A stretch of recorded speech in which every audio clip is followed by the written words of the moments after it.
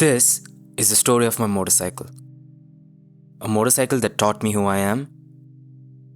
A motorcycle that took me to places I didn't know I had to see. A motorcycle that changed the way I see and experience life altogether. You're about to see how this machine, something so still, so lifeless, ended up teaching me more about the essence of living. Shall we begin?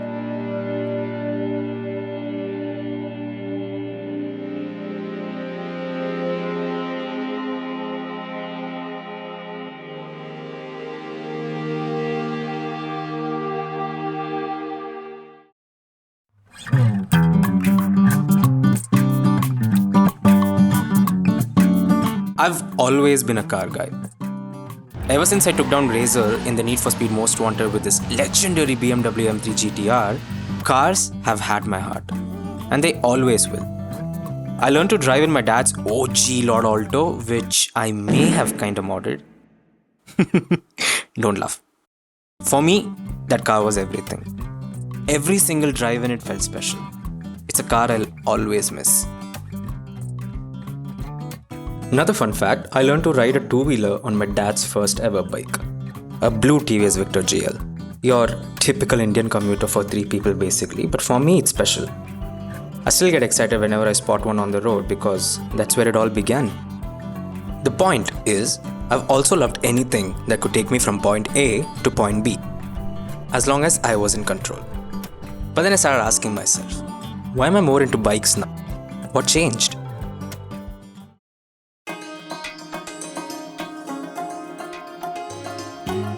In 2019, I moved to Bangalore. As an 18-year-old kid living with friends in a hostel away from his parents, irresponsibility was bound to happen.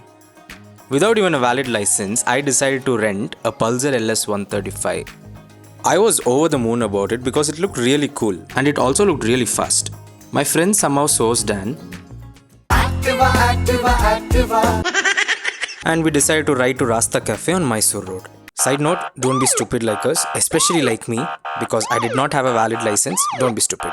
Anyway, that led to another Pulsar, the Pulsar NS 200. To say I was obsessed with this is mildly putting it because what a beauty of a bike. I was obsessed with it to a point that I rented this NS 200 for a couple of days, pretended like I owned it and I commuted to college as well. And I went broke for the rest of the month because allowance. And that leads us to the next chapter.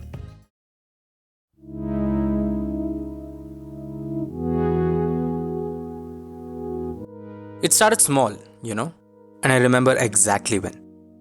Me and my friends, during the time COVID was dying down and travel was allowed with some level of caution, decided to ride to Chikmagalur. A Royal Enfield Thunderbird along with a JBL speaker and me this time on a rental Honda CB Hornet 160R. Insane foreshadowing by the way. This ride was when it all began. We just wanted a break from all the chaos, a chance to move a little bit more freely. And it was beautiful. The Hornet I was riding, you could say, was on its last legs. Quite literally. Thank God nothing bad happened.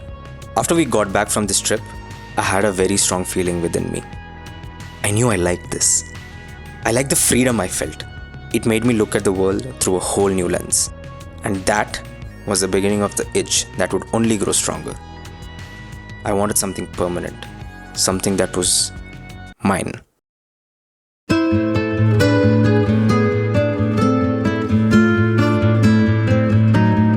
Chance is a funny word. Things always brighten up before you know it. Chances are you're made not to be aware about it. Enter the main character, my blue Honda CB350 RS.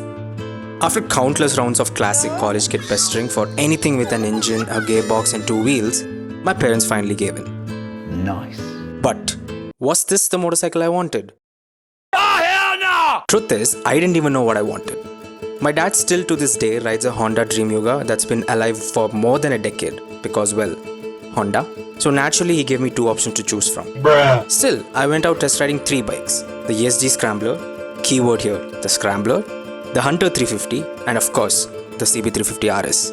Honestly, I didn't care much for what stood out in these 2 motorcycles, but when I tried the RS, it just clicked. Honda it is.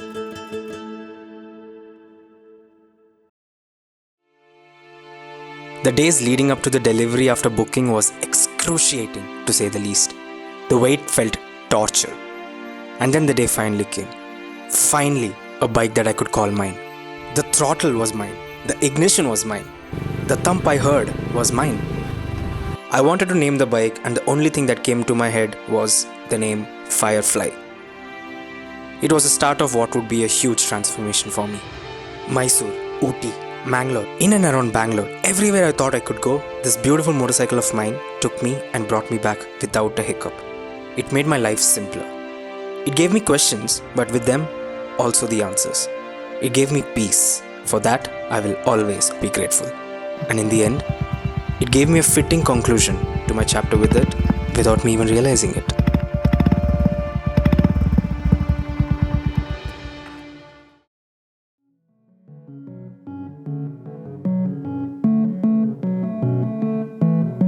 Evolution is something that can never be avoided or stopped. Time has tested this over and over. Every time you get a taste of something you've always wanted, it feels like it's enough because it's a dream fulfilled. But the truth is, there's always more. What began as an interest grew into something deeper. Along the way, I found friends who share the same passion, and from them, I learned.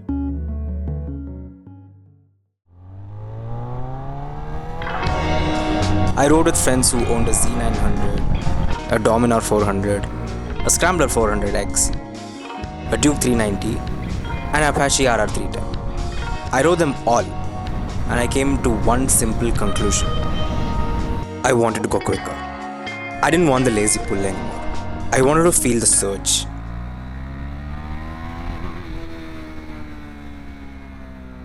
The truth was simple. I was bored with my bike's performance. For the longest time, I told myself I was being ungrateful. After all, this was the bike I once prayed for. But the truth is, wanting more isn't ingratitude. Wanting more is refusing to settle. Things can always get better, and patience along with effort is always rewarded. My final ride with Firefly was to Sakleshpur. I didn't know it was the last, and that was the beauty of it. This was when the chapter had ended. This motorcycle had taught me what I wanted, but never told me it was over. That was the last gift.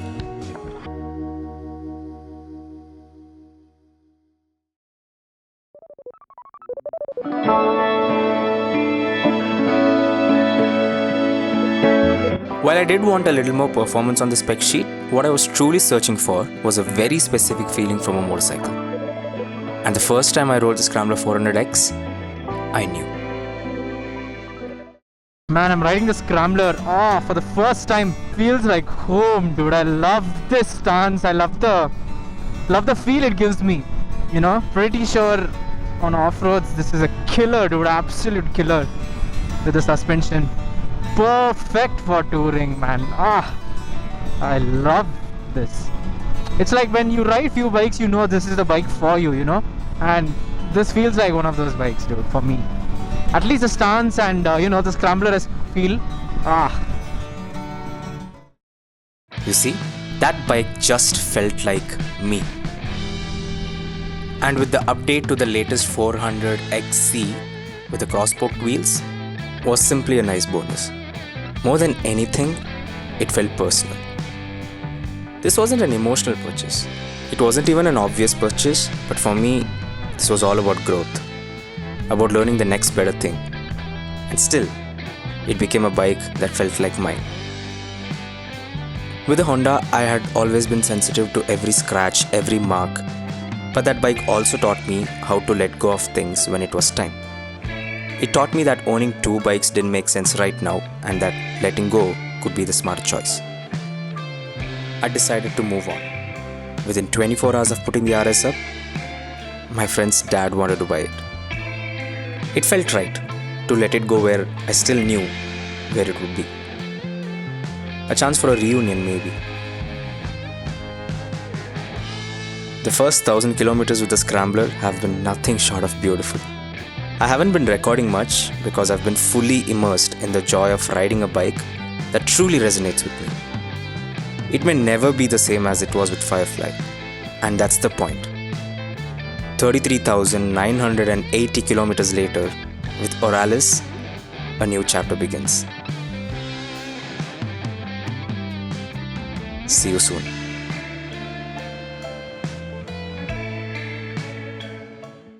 Also, regular uploads, I promise. Okay, bye.